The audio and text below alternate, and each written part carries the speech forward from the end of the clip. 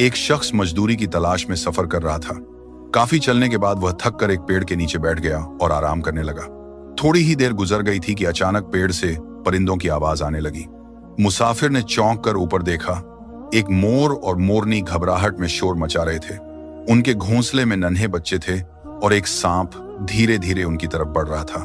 मुसाफिर को इन मासूम बच्चों पर तरस आ गया। उसने तुरंत उठकर पेड़ पर चढ़ाई शुरू की।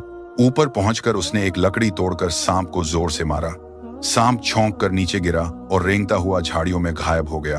खतरा टलने के बाद मोर और मोरनी मुसाफिर के पास आए और बोले, ऐ नेक इंसान, तुमने आज हमारे बच्चों की जान बचाई है। हम तुम्हारे शुक्रगुजार हैं। तुम कौन हो और कहां जा रहे हो? मुसाफिर ने जवाब दिया, मैं एक गरीब मजदूर हूँ, रोजी की तलाश में शहर जा रहा हूँ। मोर ने कुछ देर सोचा, फिर बोला, हम तुम्हें एक राज बताते हैं। यहाँ से कुछ दूरी पर एक दरवेश रहता है। वह जिस चीज को अपनी उंगली से छू ले वह पल भर में खालिस सोना बन जाती है। अगर तुम उसे ढूंढ लो तो तुम्हारी किस्मत बदल सकती है। यह सुनकर मुसाफिर बहुत खुश हुआ। उसने मोर का शुक्रिया अदा किया और तुरंत दरवेश की तलाश में निकल पड़ा। कई घंटों के सफर के बाद आखिरकार वह दरवेश तक पहुंच गया।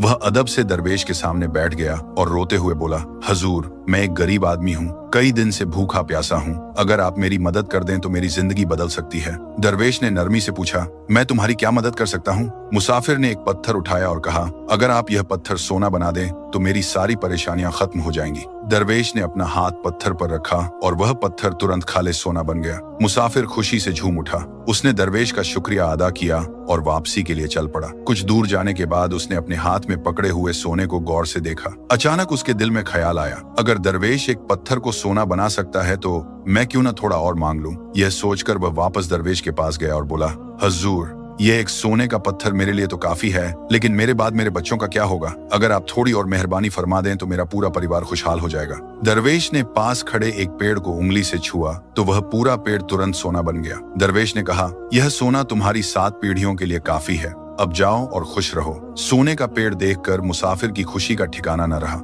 अब उसका लालच और ज्यादा बढ़ गया। उसने सोचा, क्यों ना मैं और ज्यादा सोना हासिल कर लूं। वह तीसरी बार दरवेश के पास गया और बोला, हजूर, आप यह सोना बनाने वाली अपनी उंगली मुझे दे दें तो मैं दोबारा आपको कभी परेशान नहीं करूंगा। यह सुनकर दरवेश मुस्कुराते हुए बोले, एक लालची इंसान के लिए यह पूरी दुनिया भी सोना बन जाए तो कम है।